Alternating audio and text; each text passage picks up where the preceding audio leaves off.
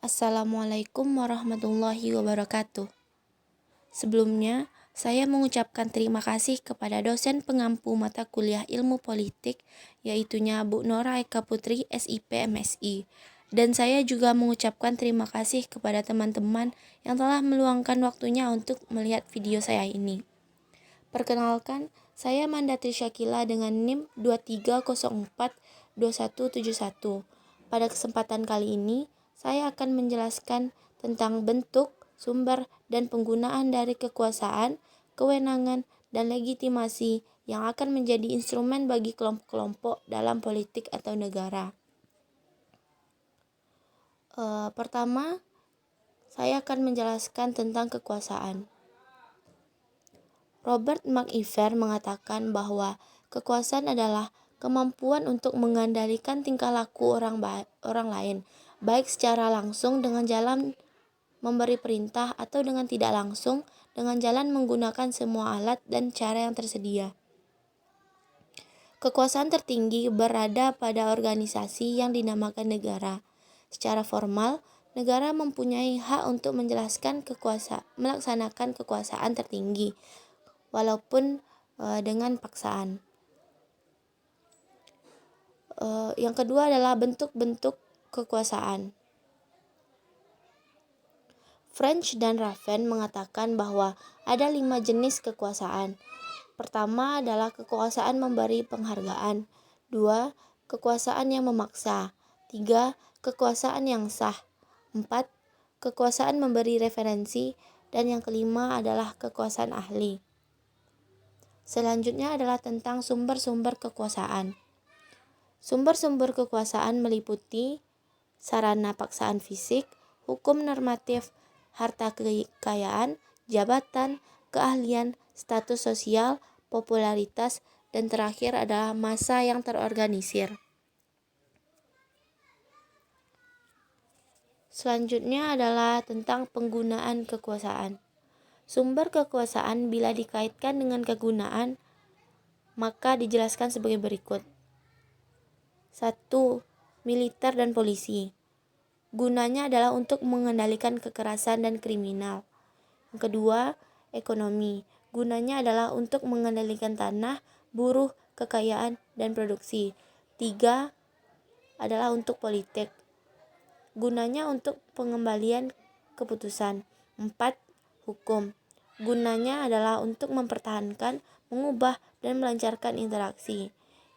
Yang kelima adalah tradisi atau ideologi. Gunanya adalah untuk mempertahankan sistem kepercayaan atau nilai-nilai. Yang kedua adalah tentang kewenangan atau wewenang. Wewenang adalah hak yang telah ditetapkan dalam tata tertib sosial untuk menetapkan kebijaksanaan, menentukan keputusan, dan untuk menyelesaikan pertentangan. Seseorang yang mempunyai wewenang bertindak sebagai orang yang memimpin atau membimbing orang banyak. Bentuk-bentuk wewenang adalah sebagai berikut. 1. Wewenang karismatik adalah wewenang ini didasarkan pada kemampuan khusus atau wahyu yang ada pada diri sendiri. 2. Wewenang tradisional.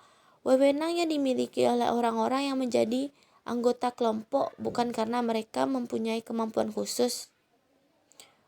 Hubungan kekeluargaan berperan penting dalam hal ini. Yang ketiga adalah wewenang rasional atau legal. Wewenang yang didasarkan pada sistem hukum. Jadi harus dilihat sistem hukumnya berdasar pada agama, tradisi atau lainnya. Yang keempat adalah wewenang resmi. Merupakan wewenang yang ada pada kelompok besar yang memerlukan aturan tata tertib yang tegas dan bersifat tetap. Karena anggotanya banyak, maka hak serta kewajiban anggota, kedudukan dan peran anggota ditentukan dengan tegas. Selanjutnya adalah tentang sumber-sumber wewenang. Berikut adalah beberapa sumber yang dapat menjadi dasar dari wewenang. 1. Atribusi adalah pemberian wewenang oleh konstitusi atau undang-undang kepada suatu lembaga atau pejabat tertentu. 2. Delegasi adalah pemberian wewenang oleh suatu lembaga atau pejabat yang memiliki kewenangan kepada lembaga atau pejabat lain untuk melaksanakan tugas tertentu. Dan yang terakhir adalah mandat. adalah pemberian wewenang oleh suatu lembaga atau pejabat yang memiliki wewenang kepada lembaga atau pejabat lain untuk melaksanakan tugas tertentu.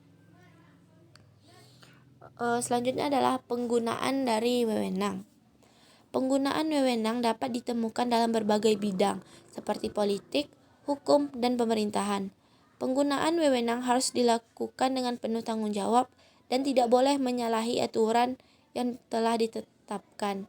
Penyalahgunaan wewenang dapat berakibat buruk, seperti merugikan pihak lain atau melanggar hak asasi manusia. Oleh karena itu, setiap badan atau pejabat pemerintahan harus mematuhi asas legalitas dan asas tidak menyalahgunaan wewenang dalam menjalankan tugasnya. Yang ketiga, tentang legitimasi. Legitimasi adalah penerimaan dan pengakuan masyarakat terhadap hak moral penguasa untuk memerintah, membuat, dan melaksanakan keputusan. Legitimasi dalam arti luas adalah dukungan masyarakat terhadap sebuah sistem, aturan, dan norma. Legitimasi dalam arti sempit adalah dukungan masyarakat terhadap pemerintah yang berwenang. Selanjutnya, saya masuk kepada bentuk-bentuk legitimasi. 1. Legitimasi hukum. Dasar legitimasi ini adalah hukum dan peraturan yang telah ditetapkan oleh pemerintah atau lembaga yang berwenang. Contohnya adalah undang-undang, konstitusi, dan peraturan pemerintah. 2. Adalah legitimasi moral. Dasar legitimasi ini adalah moral dan etika yang dianut oleh masyarakat. Contohnya adalah nilai-nilai kejujuran, keadilan, dan kesetaraan yang dianggap penting oleh masyarakat. 3. Legitimasi kekuasaan. Dasar legitimasi ini adalah sejarah dan tradisi yang telah terbentuk dalam masyarakat. Contohnya adalah kepercayaan dan nilai-nilai yang telah diwariskan dari generasi ke generasi. 5. Adalah legitimasi keahlian. Dasar legitimasi ini adalah keahlian dan kemampuan yang dimiliki oleh seseorang dalam bidang tertentu. Contohnya adalah keahlian dan kemampuan seorang dokter atau insinyur yang diakui oleh masyarakat. Selanjutnya adalah sumber-sumber legitimasi. Cara mendapatkan legitimasi ada 3, yaitu yang pertama adalah simbolis. Dilakukan dengan memanipulasi kecenderungan moral, emosional, tradisi, dan kepercayaan serta nilai-nilai budaya ke dalam bentuk simbol-simbol yang umumnya bersifat ritualistik, sakral, retorik, dan mercusuar. 2. Adalah prosedural. Dilakukan dengan cara menyelenggarakan pemilu untuk menentukan para wakil rakyat, presiden, dan wakil presiden. Yang ketiga adalah material. Dilakukan dengan menjanjikan dan memberikan kesejahteraan material ini pada masyarakat seperti menjamin tersedianya kebutuhan pokok, fasilitas kesehatan, pendidikan, dan lain-lain. Selanjutnya adalah penggunaan legitimasi.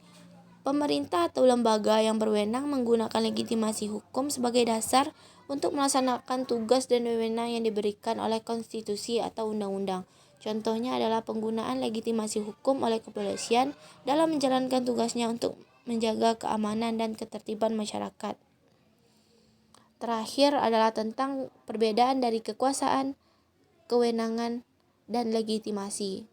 Kekuasaan diartikan sebagai kemampuan untuk menggunakan sumber-sumber yang mempengaruhi proses politik, sedangkan kewenangan merupakan hak untuk memerintah. Adapun legitimasi adalah penerimaan dan pengakuan masyarakat terhadap hak untuk memerintah tersebut. Itulah sedikit dari materi yang bisa saya sampaikan. Terima kasih atas perhatiannya dan mohon maaf atas segala kekurangan. Saya akhiri dengan mengucapkan salam. Assalamualaikum warahmatullahi wabarakatuh.